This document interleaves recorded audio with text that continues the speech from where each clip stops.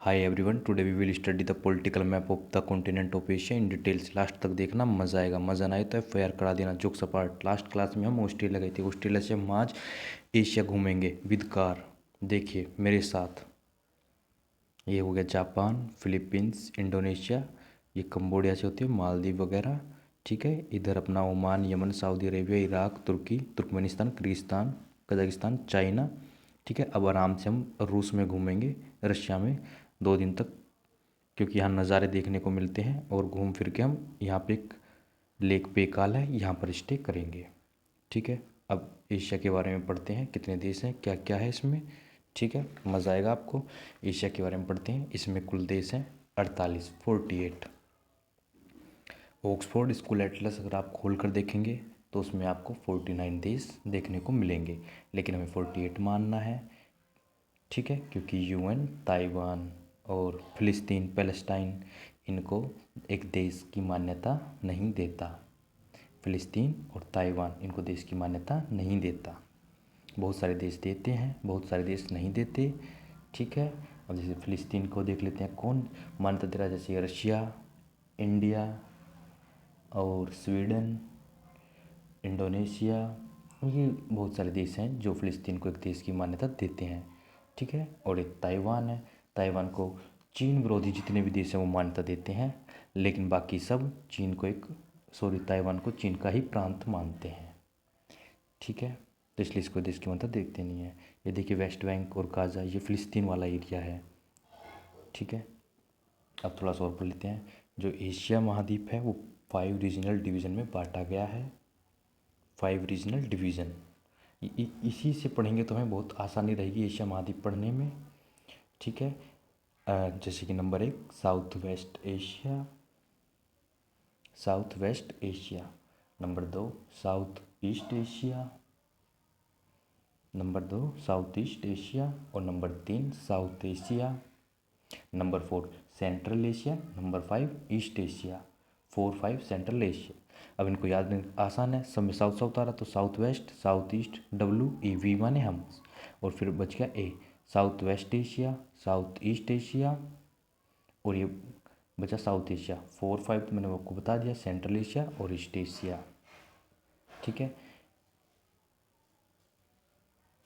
अच्छा एक बात और याद रखनी है हमें, ट्रांसकॉन्टिनेंटल कंट्रीज़ हैं वो 5 हैं। ट्रांसकॉन्टिनेंटल कंट्रीज़, जैसे कि नंबर 1 पे है जॉर्जिया, नंबर 2 पर है अपना रशिया। ठीक है, जॉर्जिया, रशिया। नंबर 3 पर है अज़रबैजान, नंबर 4 पर है अपना तुर्की, और नंबर 5 पे कजाकिस्तान। जॉर्जिया, रशिया, अज़रबैजान, तुर्की, कजाकिस्तान, इनकी ट्रिक मैंने साइड में दे दिया, देख लेना। बहुत ही आसान है, GT रोड की चांद से याद कर लोगे आप इनको। ठीक है, ट्रांसकॉन्टिनेंटल का मतलब होता है कि ये देश जिनका एक्सटेंड यूरोप में भी है, एक्सटेंड हो रहे हैं यूरोप तक। ठीक है, यानी कुछ पार्ट इनका एशिया में तो कुछ इनका यूरोप में है। ठीक है, और ऊपर वाले पार्ट को हम यूरेशिया भी बोलते हैं। यूरोप जमा एशिया, यूरेशिया, यानी कुछ हिस्सा एशिया का यूरोप में भी है। तुर्की को बोलते हैं एशिया यूरोप का जंक्शन, याद रखना, तुर्की को एशिया यूरोप का जंक्शन बोलते हैं। अब हम एरिया वाइज इनकी बात कर लेते हैं कि भाई एरिया कितना है इनका। ठीक है, जैसा कि आप देख रहे हो 44.58 मिलियन स्क्वायर किलोमीटर ये एरिया है पृथ्वी का। यही एरिया इसको पृथ्वी का सबसे बड़ा महाद्वीप बनाता है। कोई पूछे आपसे कि संसार का बड़ा महाद्वीप कौन सा है, तो एशिया महाद्वीप, क्योंकि इसका एरिया सबसे ज़्यादा है। और यही एरिया कुल भूमि के क्षेत्र का 30% घेरे हुए है, इसलिए भी यह विश्व का सबसे बड़ा महाद्वीप है। ठीक है, पॉपुलेशन की बात कर लें हम, तो इसकी पॉपुलेशन 4.7 अरब यानी कि 470 करोड़ की आबादी एशिया महाद्वीप में निवास करती है। यही आबादी इसको सबसे अधिक जनसंख्या वाला महाद्वीप भी बनाती है, तो सबसे अधिक जनसंख्या वाला महाद्वीप भी एशिया महाद्वीप है। ठीक है, और वर्ल्ड पॉपुलेशन से कंपैरिजन करें तो इसका 8 अरब आबादी है पूरे विश्व की, तो 800 करोड़ जनता पूरे विश्व में रहती है, जिसमें से 470 करोड़ अकेले एशिया महाद्वीप में रहती है। ठीक है, एरिया हो गया। अब GDP की बात कर लेते हैं हम यहाँ पर। तो IMF का एक डाटा है 2023 का, इंटरनेशनल मॉनेटरी फंड 2023, इसमें एशिया की जो जीडीपी बताई गई है $84727 यानी कि $84,727 बिलियन। यूरोप की बताई गई है $36,732 बिलियन। ठीक है। और नॉर्थ अमेरिका की बताई गई है $33,971 बिलियन। यानी कि जीडीपी के मामले में भी एशिया महाद्वीप सबसे आगे है। ठीक है। अब हम अगर वर्ल्ड से देखें तो देख लीजिए आप, वर्ल्ड का करते हैं हम कैलकुलेट, पूरे वर्ल्ड की कितनी जीडीपी है। तो पूरे वर्ल्ड की ओवरऑल देखे जाएं तो उनमें 5 लार्जेस्ट इकोनॉमी वाले देश देखते हैं, इनका कंट्रीब्यूशन सबसे ज़्यादा है। जैसे यूएस हो गया, चाइना हो गया, तीसरा जर्मनी हो गया, चौथा जापान, पांचवा इंडिया। ठीक है। वर्ल्ड की तो मैनी होगी, अभी अब इन सबको इंक्लूड करेंगे हम थोड़ी देर में। अच्छा, इंडिया की देखी जाए तो $3.41 ट्रिलियन और अपने यूएस की $25 ट्रिलियन। ठीक है। हालांकि एक बात मैं आपको बता दूं, जो एप्पल है उसका नेटवर्थ देखें ना तो इंडिया की जीडीपी के बराबर है। वर्ल्ड की टोटल जीडीपी देखिए यहाँ पे तो $1,74,790 बिलियन। अब यहाँ से आप ये देख सकते हैं कि वर्ल्ड जीडीपी में एशिया का कंट्रीब्यूशन कितना है, इंडिया का कंट्रीब्यूशन कितना है। ये घेरा देख रहे हो ना, यहाँ पे बहुत ज़्यादा आबादी, इतनी पूरे विश्व में कहीं नहीं जितनी यहाँ पर रहती है। अब हम मैप बनाना देखते हैं एग्ज़ाम के लिए, बहुत ही आसान है, ध्यान से आप बनाएंगे तो बना ही लोगे 1-2 बार में। इसमें कोई इतनी बड़ी रॉकेट साइंस नहीं है। देखते हैं 2-4 बातें हैं जो हम करना चाहेंगे एशिया महाद्वीप के बारे में। जैसे कि इसको जानते हैं कॉन्टिनेंट ऑफ डाइवर्सिटी, यानी कि विविधता का महाद्वीप, क्योंकि इसमें रिच कल्चर है, लिंग्विस्टिक है, जियोग्राफिकल वेरिएशन देखने को मिलती हैं। और एशिया के पास सबसे ऊंची चोटी है जैसे माउंट एवरेस्ट। और तीसरी बात ये किस हेमिस्फीयर में, तो नॉर्दर्न हेमिस्फीयर में एशिया महाद्वीप है। इसके पूर्व में प्रशांत महासागर देखने को मिलेगा, पश्चिम में यह है यूराल पर्वत से घिरा हुआ है।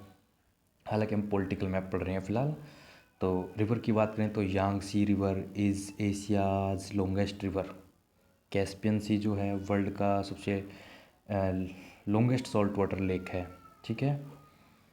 और आर्कटिक के कोल्ड क्लाइमेट से लेके उष्णकटिबंधीय मानसून ट्रॉपिकल मानसून तक यहाँ हम देखने को हमें यहाँ मौसम मिलता है। देखिए मैंने बताया था ना आपको, ये प्रशांत महासागर के पूर्व में, दक्षिण में हिंद महासागर है, इंडियन ओशियन। और ये आपको पता ही है, यहाँ पे भारत के पास बे ऑफ बंगाल है, ये अरेबियन सी है, अरब सागर है। और यहाँ पर हम बना देंगे अफ्रीका महाद्वीप। अफ्रीका महाद्वीप ध्यान से देखिए, इसकी सीमा कैसे अफ्रीका महाद्वीप से लगी हुई है। और यहाँ पर है मेडिटेरियन सी, जिसको बोलते हैं भूमध्य सागर। और ये हो गया अपना रेड सी, लाल सागर हो गया। ठीक है। और यहाँ पर हो गया गल्फ ऑफ अदन, ADEN, गल्फ ऑफ अदन, क्योंकि ये अदन देश के पास है। और ये अपना हो गया पर्शियन गल्फ। और ये हो गया गल्फ ऑफ ओमान, ओमान की खाड़ी। ये सबसे ऊपर आर्कटिक ओशन हो गया उत्तर में। ठीक है। यहाँ पर ये अपना यूरोप हो गया। यूरोप में ये इधर वाला हिस्सा जो लग रहा है सारा रशिया का है। ठीक है। यहाँ पर ध्यान देखना, यहाँ पर हम इंडोनेशिया मलेशिया का हिस्सा बनाने जा रहे हैं। यहाँ पे 3 इंडोनेशिया मलेशिया सिंगापुर जैसे देश हैं। और ये यहाँ देखेंगे आप मलेशिया हो गया। ठीक है। ये नीचे इंडोनेशिया में बहुत हज़ार द्वीप हैं, या कई हज़ार द्वीपों से मिलके बना है। इसमें कई बड़े बड़े द्वीप हैं जैसे कि सुमात्रा द्वीप हो गया। ठीक है। अब यहाँ पर ही इनके बीच हम देखेंगे सुमात्रा द्वीप के ऊपर एक जलसंधि है, मलक्का जलसंधि। विश्व का सबसे अधिक व्यापार कहीं तो यहीं से होता है, तो ये गलत नहीं होगा। चाइना वगैरह जितने भी माल एक्सपोर्ट इंपोर्ट जो कर रहा है ना जलीय मार्ग से, वो यहाँ से कर रहा है। ये जापान मैंने आपको दिखा दिया, ये ऑस्ट्रेलिया है नीचे। और ये रशिया, काफ़ी सारे देश हैं हालांकि यहाँ। रशिया हो गया, चाइना हो गया, ये मंगोलिया, कजाकिस्तान हो गया, Uzbekistan, Kyrgyzstan, Tajikistan, Turkmenistan, Afghanistan, Iran, Iraq, Turkey, ये बहुत सारे देश हैं। अभी बाउंड्री याद रखनी बस आपने, यहाँ पे साउथ चाइना सी देख लो और ईस्ट चाइना सी देख लो। ठीक है। साउथ चाइना सी पे बहुत ज़्यादा विवाद आपको देखने को सुनने को मिला होगा। ये सी ऑफ अखोष्टक है, अखोष्टक का सागर बोल देते हैं इसको, सी ऑफ अखोष्टक। ठीक है। ये रशिया में है। और यहाँ बेरिंग सी ये टोपोग्राफी मैप है एशिया का, देखो कितना प्यारा लगता है टोपोग्राफी मैप अगर देखें तो इसका। ठीक है, अब कुछ देश जैसे म्यांमार, थाईलैंड और अपना लाओस, वियतनाम, एक एक डिवीज़न अगर हम देखें तो कैसे देखेंगे, वो ऐसे देखेंगे। देखो ये बना दिया इंडिया, इंडिया की साइड में हमने बना दिया ये म्यांमार। वीडियो क्वालिटी में थोड़ी सी प्रॉब्लम है पर कोई नहीं, थोड़ी देर में ठीक हो जाएगी ये। ठीक है, यहाँ पर देखिए ये म्यांमार, थाईलैंड हो गया, इधर से कंबोडिया और ये वियतनाम वगैरह हो गया। ठीक है, ये यहाँ पे छोटा सा हिस्सा है चाइना का, हैनान बोलते हैं इसको, हैनान, और इसके ऊपर पूरा है ही चाइना। तो एक एक देश देख लेते हैं यहाँ का। ठीक है, जैसे कि ये इंडिया तो हो गया, अब यहाँ पर हम अगर ध्यान दें थोड़ा सा तो ये हो गया म्यांमार। म्यांमार स्वर्ण पैगाड़ों का मंदिर यहाँ पे देखने को मिलेगा आपको, बहुत बड़ा मंदिर है, बौद्ध धर्म से संबंधित है वो। ठीक है, ये हो गया हमारा थाईलैंड। दोस्तों ये हो गया हमारा थाईलैंड। थाईलैंड, थाईलैंड का पुराना नाम था श्याम, श्याम श्याम। और ये लाओस हो गया। दोस्तों थाईलैंड के बारे में एक बात कही जाती है जो कि मैं आपको अभी बताऊंगा। और ये थाईलैंड के बाद हमारा ये छोटा सा देश हो गया कंबोडिया। कंबोडिया के बाद बचा वियतनाम। हाँ, तो थाईलैंड के बारे में एक बात कही जाती है कि दक्षिण पूर्व एशिया का एकमात्र ऐसा देश है जो कभी यूरोपीय शक्तियों का उपनिवेश नहीं बना। ठीक है दोस्तों, और ये हो गया वियतनाम। चलो कहूँ तो इनकी कैपिटल करा देते हैं, जैसे कि देख लेते हैं। वियतनाम, वियतनाम की कैपिटल है हनोई। वियतनाम की कैपिटल है हनोई। ठीक है, और यहाँ पर याद रखना ये थोड़ी सी गल्फ ऑफ, अजीब सा नाम है इसका, टोंकिंग। टोंकिंग एक महाराज था, उसी के नाम पे रख दिया। ठीक है, और ये है अपना गल्फ ऑफ थाईलैंड। जो थाईलैंड नहीं जा पा रहे वो यहाँ जा सकते हो गल्फ ऑफ थाईलैंड में।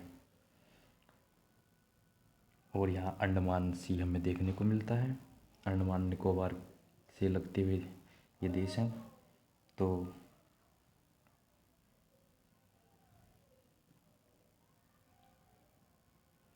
और क्या है, हाँ ये देख लो, म्यांमार की कैपिटल बड़ी अजीब सी है, नाईपाइडू बोलते हैं इसको, नाईपाइडू, NAYPYIDAW, अजीब ही नाम है और इसका।